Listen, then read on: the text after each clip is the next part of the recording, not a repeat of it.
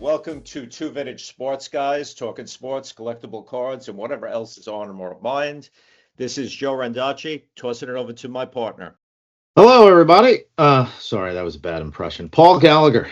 I'm in Atlanta doing a Harry Carey imitation for the inaugural opening day tribute, March 25th, 2026. Here we go.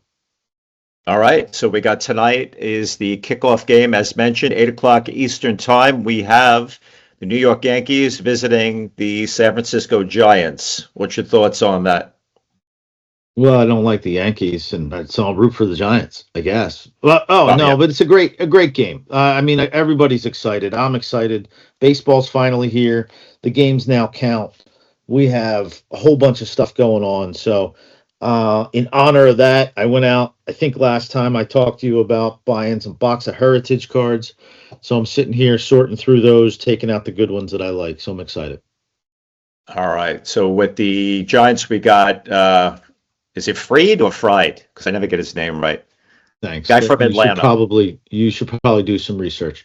Max Fried, and Max you Fried. should sound like maybe that you're not reading off of Google, but that's okay. We'll get No, I'm there not reading one off day. of Google. I just can't get his name right regardless. I mean, I hated him on Atlanta for all those years as a Met fan, and obviously as a Philly fan, you loathe him as well, so we can share that. We share in loathing. He did really well last year, so his first season with the Yanks, and now he's back, their starter. And I don't know, as we look through all the matchups, there's a few names that pop out, like Skeens and Mizorowski, but there's not really a ton of household names for two old guys to recognize. But we'll start off with a good one. In other words, there's no Steve Carlton and Tom Seaver pitching tonight. There's no Bob Gibson. There's a Tariq Skubal. We all know Tariq Skubal. The Tigers probably suck, but he's pretty good, And my Phillies just signed Christopher Sanchez to a 5-year deal. And he's their opening day starter who probably should have gotten awards and accolades last year, and he didn't. And they're hosting the Rangers, my second favorite team. So it's safe to say the biggest star tonight is Aaron Judge for the Yankees. And then opening day tomorrow might be Paul Skeens, his Pirates visiting my Mets. So that'll be 0-1 for my Mets by 5 o'clock tomorrow. Yeah, we all hope. We all hope. Yes, you're right. Every day is Aaron Judge Day. Every game that he plays in is important. The WBC, everybody's watching Skeens. I've got, I think, some cards that I didn't even redeem last year because he was an MVP, because I didn't really understand how that all works. But somebody will teach me one of these days about redemption cards and turning them in and what the MVP means. But I just get any card that says Aaron Judge. I think he's a standard. Well, I'm guessing you don't have his 2013 Bowman Chrome Draft Picks and Prospects Super Factor autograph card, which sold for a record-breaking $5.2 million this March. I guess we missed out on that one. If I did, Joe, I'm not sure I'd be doing a podcast with you. I would not not be. That this pays. Yeah, not that this pays, but I would be far, far away on a beach somewhere if I had that card. No, I am the average Joe of collecting, pun intended. That's West Coast time. I don't care about West Coast time. Let's stay on the East Coast for a second. You're asleep. So Skeens, I'm going to tell you the most valuable one, and then you're going to tell me the one you pulled last year. So his 2024 Topps Chrome Update MLB debut patch autograph. And what's a patch autograph? It's when they put a little piece of his uniform on the card, right? Which is just insanity to me. Hopefully game used. It's not always game used. It should be. There's controversies every step of the way. But yes, hopefully it is a game used jersey. What do you think that sold for last year? Let's go with $1 million. Can we go with $1 million? Yeah, because I just told you before this happened, $1.1 million, and it was pulled by an 11-year-old collector. How's that? Oh, that's the one. So great story there. That's the one where the Pirates put out a reward bounty for that. So they offered to whoever pulled it season tickets. I think for the 12-year-old, the highlight of that offer was that he would meet Livy Dunn, his girlfriend. That was probably the highlight of the whole package. If you don't know who Livy Dunn is, don't Google it. It's probably not good for a vintage guy to Google Libby Dunn. But Now you know I'm posting that picture with when I edit this. But so it says here, and I am on the line on Google that Skeens' 2025 salary of $875 was less than what his card sold for that the kid pulled. Yeah. Yep. So the Pirates tried to buy it. I think it was ultimately sold. If memory serves me correct, it was ultimately sold to Dick's Sporting Goods, and it's now in a Dick's Sporting Goods shop. Very cool, Shout very out cool. to them. All right. Maybe they'll be a sponsor. What other games do you see on your little scoreboard there? That's that Yamamoto one. Yeah, that Yamamoto one. Scooble. Nick Pavetta is an ex-Philly who was traded for not much. I don't know what we got for him, but not much. And the Brewers. The Brewers are fun to watch. Mizorowski, second year. I've got a Topps Now Mizorowski debut card that I love, and that hopefully I've got a card from a company you've definitely never heard of, Pulse, which is unlicensed, which gets us into a whole nother conversation of licensed versus unlicensed. Topps is the only company that has the license for Major League Baseball, and so they can show the players in their natural uniform. I've got this card that's called Pulse, or it's brought out by Pulse, that's an auto, and it's a blank uniform, so people don't really value that too much. I kind of value the auto. I think I paid $8, $10, $20 for it. It's probably not worth that, but it's in the personal collection. All right. So one thing before we move past opening day, since it is opening day for your team and mine tomorrow, the under-over on Philly wins for 2026 is set at 89.5. Make your call. This will be noted and jotted down, and we will see who wins by the end of the year. 89.5. You going under or over? I have to go over because I have to pick them to get to the World Series again. So over. Okay, Does your friend Google tell me how many wins they had left? It even. Let's talk more insanity. The Mets 2026 projected win total is higher at 90.5. That's insanity. I'll take under all day with that one, and would be happy to lose it if I could win more games. So I will bet you a lunch for that. You are winning. You are winning. Last year the Phillies won 96, so I'm going to take the over again. That's a good one. I love that. I can't believe them. Last year. Who knocked you out? First round?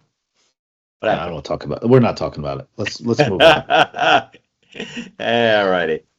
Well, we Mets in typical fashion lost the last game to Florida and didn't make the playoffs and did not deserve to. So good for them. All righty. So that covers that. What do we got going on in hockey, Paul? Talk to me some hockey. Oh, the hockey guy. Final push for the playoffs. I won't keep it all about Philadelphia, but they did lose to the Blue Jackets. The Blue Jackets, holding on to that playoff spot. So we're getting into the final couple of weeks of hockey. All the mainstays are there. You're not that you're a Ranger fan, but they fell through the floor. Trades have been made. Houses have been cleaned. Now we just wait on, Austin Matthews and where he goes next year and stuff like that. But we're winding up.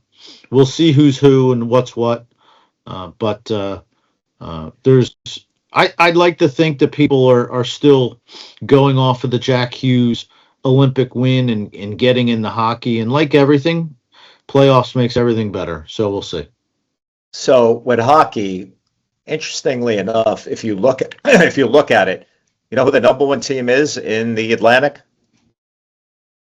No.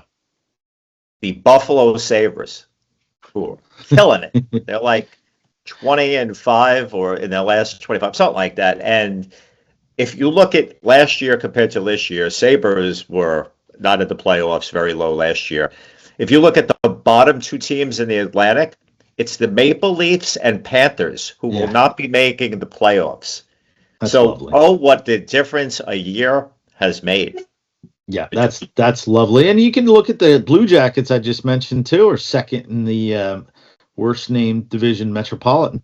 So Flyers are on the cusp. As an Island fan, the Rangers being in last place in the Metropolitan is a feel-good story forever and ever right there. It's wonderful. Yeah, it's absolutely wonderful. So, But Jack even if Hughes you won't look make in the the playoffs. West, in Pacific, Vancouver Canucks, who last year went deep playoffs, last place, only eliminated team with a little E next to them. It's one or two players making a huge difference. It's coaching changes. I can't tell you the Sabres, but fine. I'm actually happy for them. That's a great hockey town, great place to go visit. Been there many times for hockey. Been to the Anchor Bar for Buffalo Wings. Well, It's a great what place. else you going to do in Buffalo? It's 22 degrees, and that's in June. I can tell. You want to see the hockey or the Bills, and Josh Allen, right? It's a good fan but base for both. Vancouver, they're 21 and 41, dude. That's not just one or two guys. That's a whole roster that forgot to come out after the national anthem. Yeah, no, they've been rebuilding for many a year. It's finally paying off. Look at the Ducks. The Ducks are up there too. God bless them. But Ducks make the playoffs last year? I don't think they did. no, Ducks haven't made the playoffs since Emilio Estevez coached them, I think. That's funny. How about that? That's pretty good. The Oilers hanging in there, and God, I can't see them lose a third straight cup, so they need to stay away from the finals this year. Yeah, Back-to-back Dreisaitl's losses. out. I think Draisaitl is out for the remainder of the year, so that'll hurt them. But we always root for the Oilers. You always root for Connor McDavid, no matter who you are. I mean, Avalanche still flying, 47 and 13. They're great. Yeah, they're great. They just got too much talent. So Dallas, though, look at the Dallas Stars right there. What do you got? What do you see as the Cup final? Who's facing who? I won't hold you to this. I'll hold you to it once the playoffs start, but just give me a preview. Why don't we say Buffalo, Colorado? We'll take the two number one seeds right now, and we'll match them up against each other. I'm gonna say. I know what you're gonna say. I'm gonna say Tampa, Colorado. Not because I'm here, because I hate them, but they're too seasoned. I think Buffalo's got too many young studs not ready for playoff pressure to go win 3 rounds and get to the Cup. Yeah. I'll root for the Canadians. If the Flyers don't make, I'll root for the Canadians. It's a great team. Cole Caulfield, all 5'8" of them, is wonderful to watch. They've got a great young team. Do you know? And I just always remember this as a stupid trivia question. From the Canadians won the Cup in 46, 56, 66, 76, and 86. They won all those particular years. Not bad. And good I trivia. just somehow remember that. They stopped Gretzky's 4 in a row there. And, they stopped Flyers 2 in a row. Flyers had won in 74 and 75. Yeah. And they lost in 76. So, and if we want to talk about cards, the Canadians, one of the Series 1, Series 2 by Upper Deck. Series 1, the young gun star was Ivan Davidov, and I pulled 2 of him. And Series 2, the big one, Schaefer off of your team. We talked about him last week.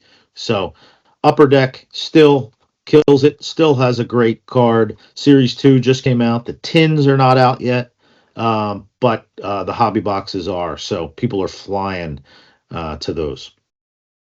So what we can do is we can just wrap it up because everybody wants to go watch a game. So Topps is coming out with their latest releases. I just go to the Topps website and find out what's coming up, what can be pre-ordered, and what's coming out soon. So that obviously it's baseball. There's a Topps collector kit.